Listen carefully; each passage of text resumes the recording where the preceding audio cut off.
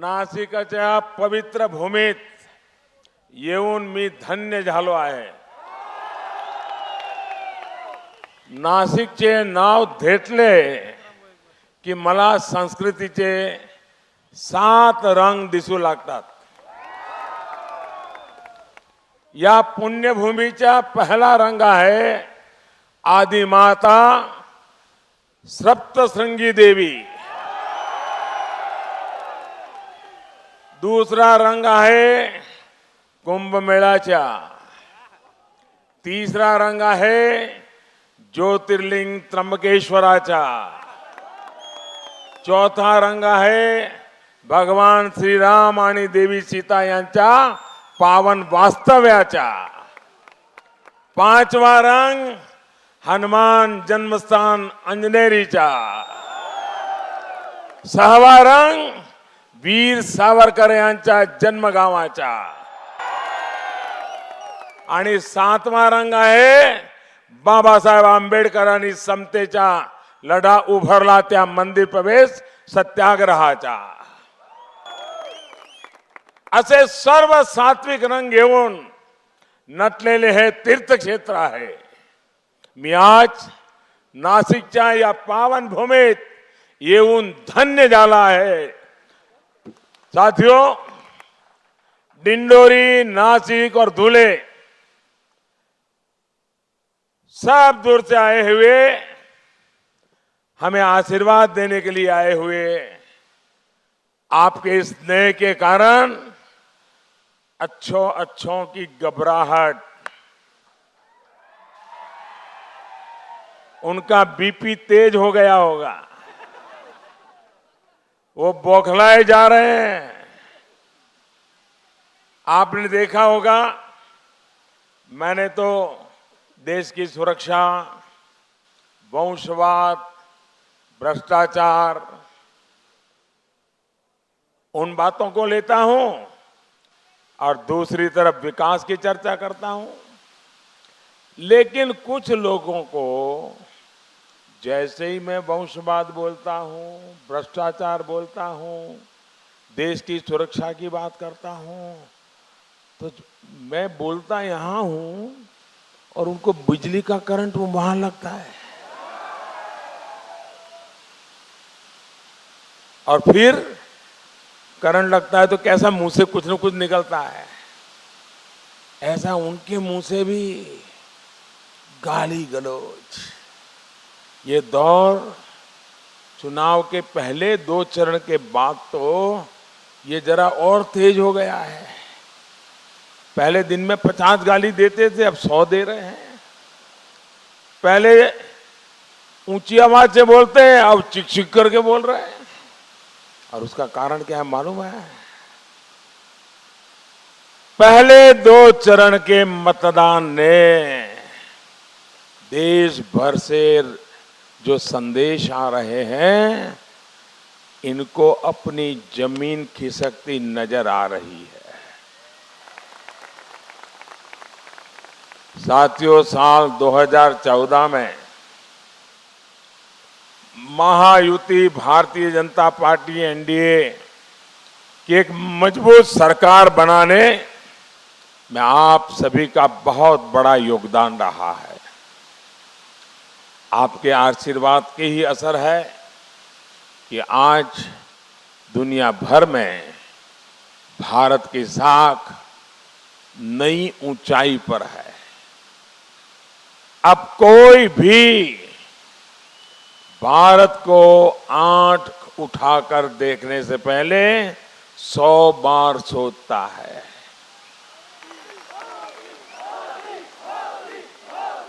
ये आपको सही लगता है मेरी बात?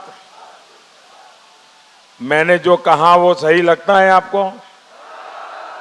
मेरी बात में भरोसा है? आपको अगर याद होगा तो 2013-14 में जब मैं चुनाव लड़ रहा था, पहली बार लोकसभा का चुनाव लड़ रहा था, पहली बार देश के सामने अपनी बात लेकर के गया था, तो सारे देश में और खास करके हमारे दिल्ली में एक जमात है, वो बैठ करके दिन में एक सरकार बनाते और दूसरे दिन गिराते हैं, तो उनके खेल चलते रहते हैं।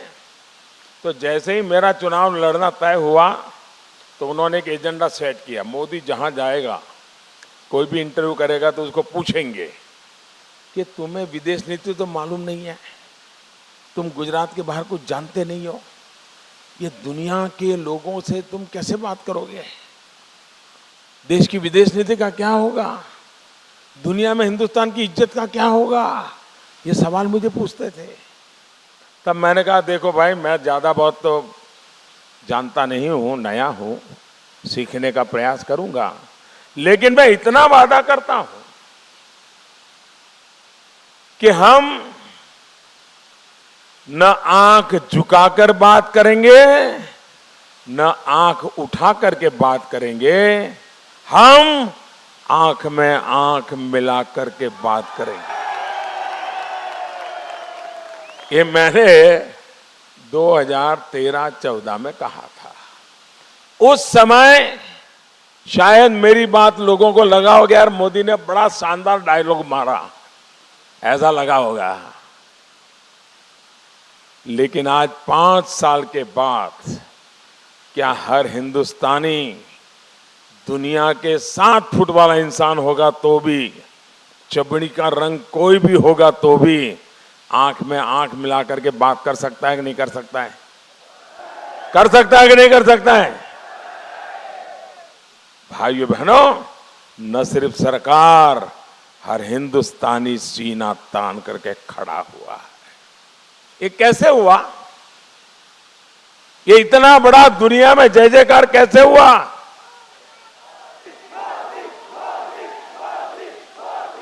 क्यों इधर कुछ हो नहीं रहा है? ये महिलाएं उधर देख रही हैं।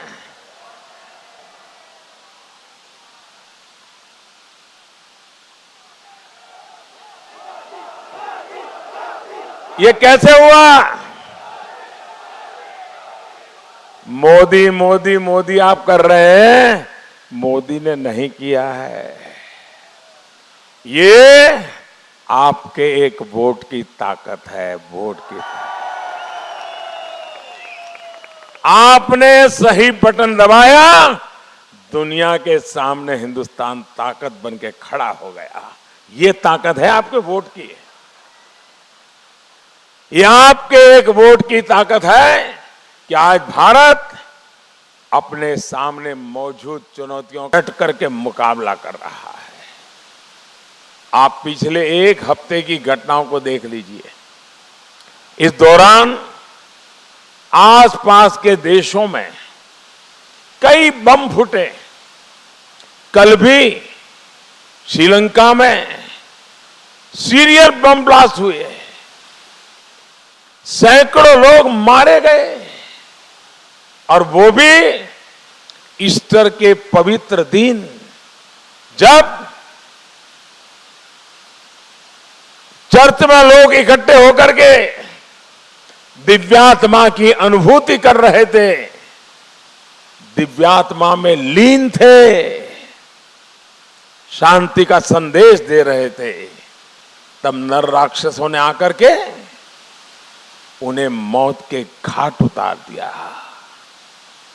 उनका कोई गुनाह नहीं था, कोई दोष नहीं था। वे अपनी आस्था के अनुसार दिव्यात्मा का स्मरण करते हुए उसके रास्ते पर चलने का संकल्प ले रहे थे। साथियों, आप याद कीजिए, 2014 से पहले भारत की स्थिति क्या थी? आए दिन देश के अलग अलग कोने में बम धमाके होते थे कि नहीं होते थे? कभी मुंबई में बम धमाका, कभी पुणे में बम धमाका, कभी हैदराबाद में बम धमाका, कभी काशी में बम धमाका, कभी अयोध्या में बम धमाका, कभी जम्मू में बम धमाका। होता था कि नहीं होता था? और तब यहां कांग्रेस और एनसीपी की सरकार और अपने बड़ा खैरखा मानने वाले लोग यहां बैठे थे सरकार में, बड़े अनुभवी बताने वाले बैठे थे। सरकार क्या करती थी भाई उस समय? बम धमाके होते थे, क्या करते थे लोग? श्रद्धांजलि सभाएं करते थे और क्या करते थे? शोक मनाते थे। उनकी सरकार दुनिया भर में पाकिस्तान के नाम पर रोती रहती थी। देखिए पाकिस्तान हमारे देश में आके ऐसा करता है, देखिए पाकिस्तान हमारे देश में ऐसा करता है। लेकिन आपके इस चौकीदार ने क्या किया?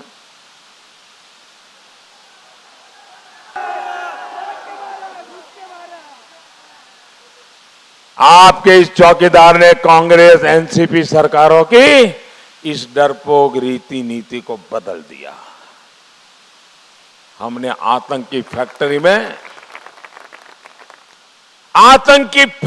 में घुसकर बिना किसी भेदभाव सफा चट करके आ गए। परिणाम आपके सामने है। आज आतंकवाद जो कभी हिंदुस्तान के हर कोने में बम धमाका करने की ताकत रखता था, धीरे धीरे सिकुड़ता जम्मू कश्मीर के कुछ ही क्षेत्र में सिमट गया है। और वहां भी कोई हफ्ता ऐसा नहीं जाता है कि हमारे जवानों उनको खोज करके रात भर गोलियां चलाते हैं और सुबह होते होते खेल पूरा कर देते हैं।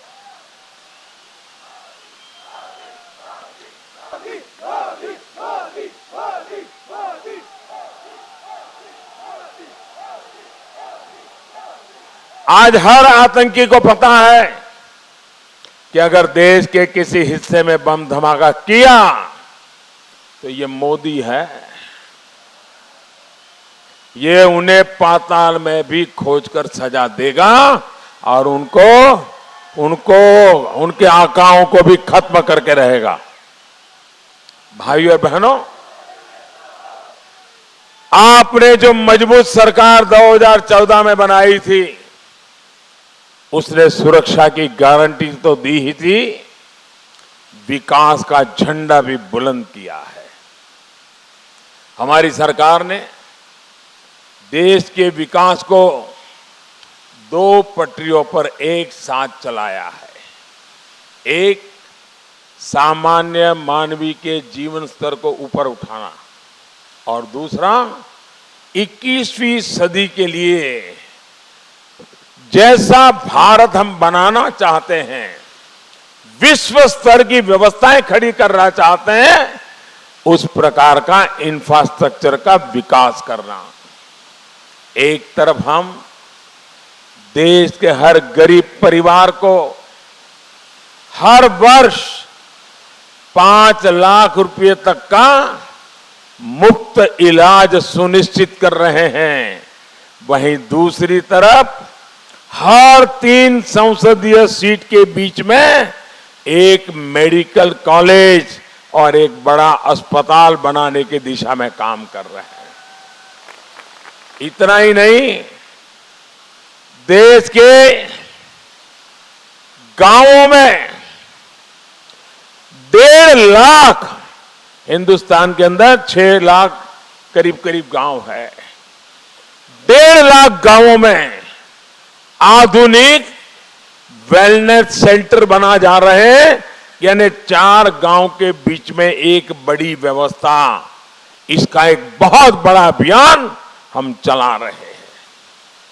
स्वास्थ्य केंद्र भी ऐसे, जहां शुरुआती जांच हर प्रकार की हो जाए और फिर अगर जरूरत पड़े बड़े अस्पताल में जाने की आवश्यकता है, तभी उसको जितना जल्द हो सके पता चले जाए और उसको बड़ी हॉस्पिटल पहुंचाया जाए, ताकि 3 महीने के बाद पता चले, 4 महीने के बाद पता चले बीमारी का, और तब तक बहुत कुछ खो चुका हो, ऐसी परिस्थिति पैदा न हो। ये काम हम शुरू कर रहे हैं। कई गांवों में काम हो चुका है। साथियों, एक तरफ हम तेज गति से गांव-गांव में सड़कें बना रहे हैं, वहीं देश के हर घर को रोशन करने के लिए मुफ्त बिजली कनेक्शन भी दे रहे हैं। एक तरफ हमने हर गरीब के बैंकों में खाते खुलवाए और दूसरी तरफ बैंकों के दरवाजे गरीबों के लिए, किसानों के लिए, पशुपालकों के लिए, मछुआरों के लिए खोल दिए। बिना गारंटी के ऋण आज स्वरोजगार के लिए आसानी से उपलब्ध है। एक तरफ हम डिजिटल लेन देन के लिए देश को प्रोत्साहित कर रहे हैं, वहीं दूसरी तरफ अब गांव-गांव में, डाकघरों में भी, बैंकों में हम बदलाव ला रहे हैं।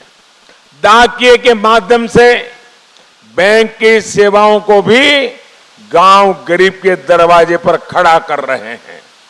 अरसे बाद डाकियों के वेतन में भी उचित वृद्धि का काम भी हमारी सरकार ने किया है।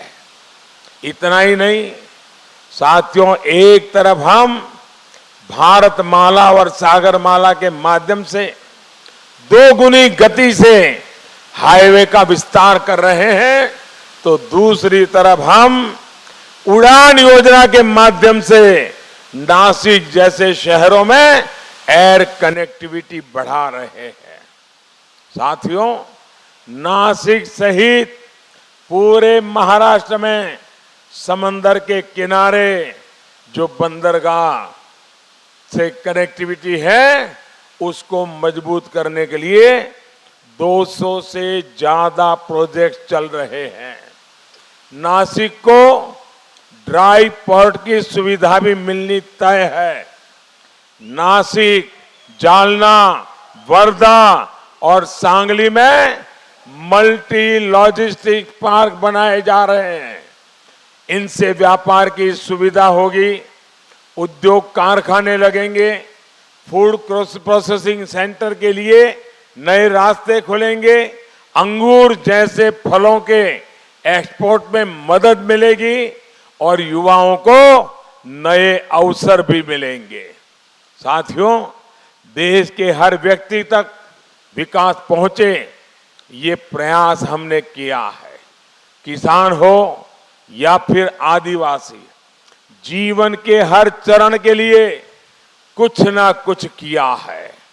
आदिवासी बच्चों की पढ़ाई के लिए देश भर में एकलव्य मॉडल स्कूल खोले जा रहे हैं। आदिवासी युवाओं के खेल कौशल को निखारने के लिए आदिवासी क्षेत्रों में खेल से जुड़ी सुविधाएं बनाई जा रही हैं। आदिवासी हस्तशिल्प का प्रचार प्रसार करने के लिए ऑनलाइन व्यवस्था को मजबूत किया गया है। आदिवासी साथियों की कमाई के लिए वन उपजों को समर्थन मूल्य के दायरे में लाया गया है। वन उपजों का अधिक मूल्य मिले, इसके लिए वन धन केंद्र खोले जा रहे हैं। भाई और बहनों, अपने अन्नदाता, अपने किसानों के लिए हमारी सरकार ने बीज से बाजार तक एक मजबूत व्यवस्था तैयार करने का प्रयास किया है। 22 फसलों का लागत का 1.5 गुना समर्थन मूल्य देने का वादा हमारी सरकार ने पूरा किया है। यहां के किसानों को अब पीएम किसान सम्मान निधि से भी मदद मिलने का रास्ता खुला है। अनेक किसान परिवारों के खाते में पैसे आने शुरू हो चुके हैं। जिनको अभी नहीं मिले हैं, उनको भी मिलना तय है। अब तो हमने फैसला किया है कि 23 मई को चुनाव के नतीजे आने वाले। कल 23 अप्रैल है, मैं 23 मई की बात कर रहा हूं। 23 मई को चुनाव के नतीजे आएंगे। फिर एक बार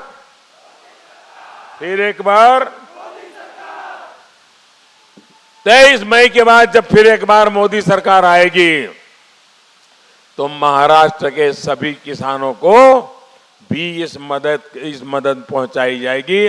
अभी जो 5 एकड़ की जमीन का नियम है, वो शर्त भी हटा दी जाएगी। साथियों, यहां के प्याज की खेती करने वाले किसानों की सुविधाएं बनाने पर भी सरकार का जोर है। सरकार द्वारा स्टोरेज की क्षमता बढ़ाने और प्याज के ट्रांसपोर्टेशन पर लगने वाले खर्च को कम करने का प्रयास किया जा रहा है। अभी मैं मंच पे पूछ रहा था, क्योंकि मैं गुजरात में था तो मेरा महाराष्ट्रियन परिवारों में भोजन के लिए जाना आना जरा ज्यादा होता था। तो साल में एक दिन वो एक त्योहार मनाते थे और उस त्योहार के दिन सबके सब लोग कांदा खाते थे, प्याज खाते थे, हर चीज प्याज की बनती थी पूरा दिन। तो उस दिन मैं खास मराठी परिवार में जाता था। तो मैं अभी इनको पूछ रहा था कि भाई यहाँ तो किसी ने कहा कोई चंपा षष्ठी बोलते हैं, अलग अलग बोलते हैं, लेकिन देखिए समाज की व्यवस्था, एक साथ प्याज को मार्केट देने का कैसा बढ़िया तरीका था। पूरे एक दिन में सभी लोग प्याज खाते थे और उसका परिणाम यह था कि प्याज को बहुत बड़ा मार्केट मिल जाता था। ऐसी एक परंपरा खड़ी हुई थी। यानी हमारे पूर्वज कितने समझदार और दीर्घदृष्टा थे। क्योंकि मुझे गुजरात का अनुभव है और आदिवासियों में तो हमारे यहाँ और आपके यहाँ पड़ोस में ही लोग हैं, ये अक्सर होता है। कहने का मतलब सामाजिक व्यवस्था में भी कृषि इकोनॉमी, एग्रीकल्चर इकोनॉमी, इसका विशेष महत्व था। भाइयों बहनों, मुझे पिछले दिनों जो पार्लियामेंट में आपके सारे विधायक और आपके एमपी हमारे सब मिलने आए थे और प्याज एक्सपोर्ट करने के विषय में विस्तार से मेरे से चर्चा की थी और जितने सुझाव दिए थे सारे मैंने लागू कर दिए थे। प्याज का एक्सपोर्ट बढ़ाने के लिए केंद्र सरकार ने एक्सपोर्ट इंसेंटिव को भी बढ़ाकर 2 गुना कर दिया है। साथियों, कांग्रेस में आपको कांग्रेस की एक चालाकी के बारे में भी बताना चाहता हूं। ये चालाकी ये है कि बिचौलियों को फायदा पहुंचाने के लिए फसलों की कीमत से खेल करना।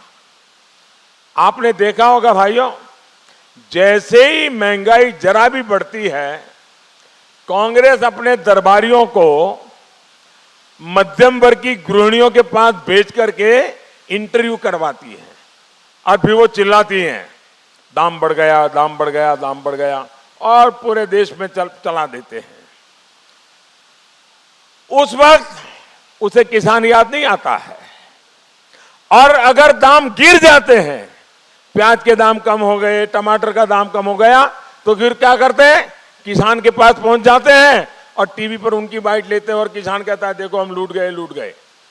ये ऐसे बदमाशी करते थे।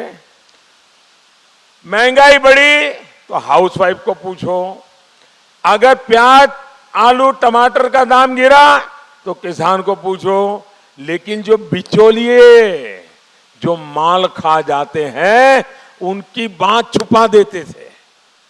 और आपकी मुसीबत का कारण उपभोक्ता नहीं है, वो तो आवश्यक पैसे देने के लिए हमेशा तैयार होता है। आपकी मुसीबत का कारण किसान का पसीना नहीं है, आपकी मुसीबत का कारण ये बिचौलिए हैं, बिचौलिए। और मोदी ने लड़ाई जो लड़ी है ना, ये बिचौलियों के खिलाफ लड़ी है। इतने वर्षों के राज में कांग्रेस ने किसान और उपभोक्ता के बीच सीधा संबंध बनने ही नहीं दिया। अब हमारी सरकार बिचौलियों के राज को खत्म करने के लिए काम कर रही है। जैसे डेयरी सेक्टर में सहकारी संगठन होते हैं, वैसे ही अन्य कृषि सेंटरों में फार्मर प्रोड्यूसर्स ऑर्गेनाइजेशन एफपीओ बनाए जा रहे हैं। देश में 22,000 से ज्यादा ग्रामीण हाटों को विकसित किया जा रहा है। ये काम किसानों और ग्राहकों के बीच की दूरी को खत्म करेंगे और किसानों को उसकी मेहनत की उचित कीमत मिलेगी। साथियों, मुझे बताया गया है कि कांग्रेस यहां नदियों के पानी को लेकर के तरह तरह की अफवाह फैला रही है। लोगों से झूठ बोल करके, उन्हें गुमराह करके वोट पाने का एक कांग्रेस का बहुत पुराना तरीका है।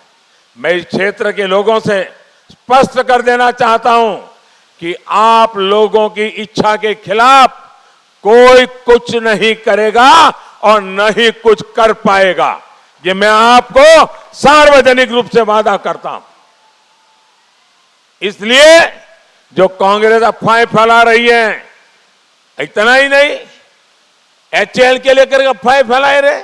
अरे तुमने तो उसका गला घोंट दिया, सारे एचएएल को खत्म कर दिया।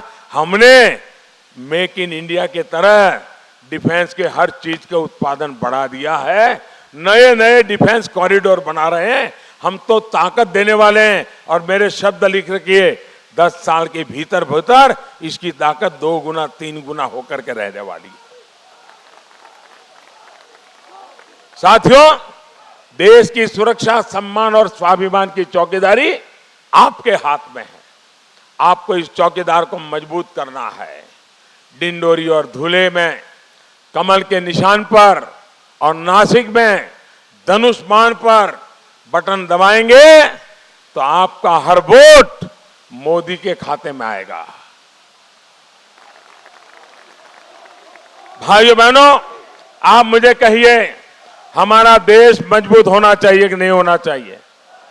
आज की दुनिया में देश मजबूत होना जरूरी है कि नहीं है?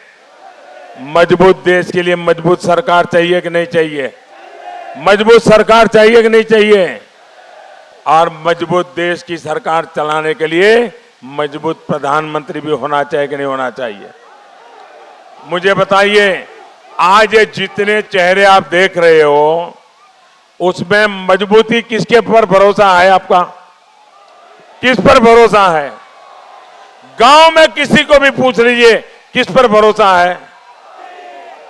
तो जिस पर भरोसा है उसको देश का कमान दोगे कि जिस पर भरोसा ही नहीं है उस पर प्रयोग करोगे? आपको जिस पर भरोसा है उसकी ताकत बढ़ानी चाहिए कि नहीं बढ़ानी चाहिए? इस चौकीदार को मजबूत करना चाहिए कि नहीं करना चाहिए? हर हिंदुस्तानी चौकीदार बनना चाहिए कि नहीं बनना चाहिए? आप मेरे साथ संकल्प लेंगे? संकल्प लेंगे? दोनों हाथ ऊपर करके पूरी ताकत से बोलेंगे। मैं बोलूंगा, उसके बाद आपको बोलना है चौकीदार। क्या बोलना है? क्या बोलना है? मैं बोलूंगा, आप बोलिए।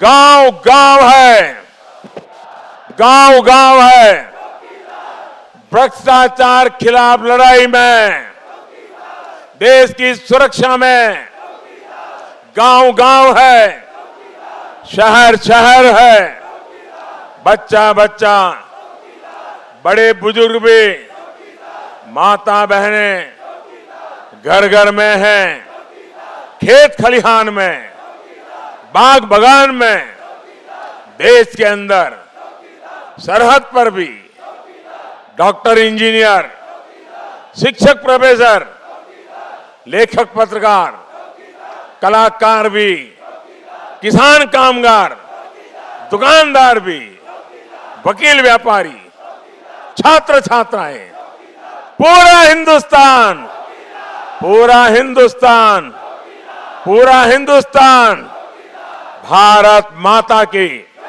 भारत माता की। बहुत बहुत धन्यवाद।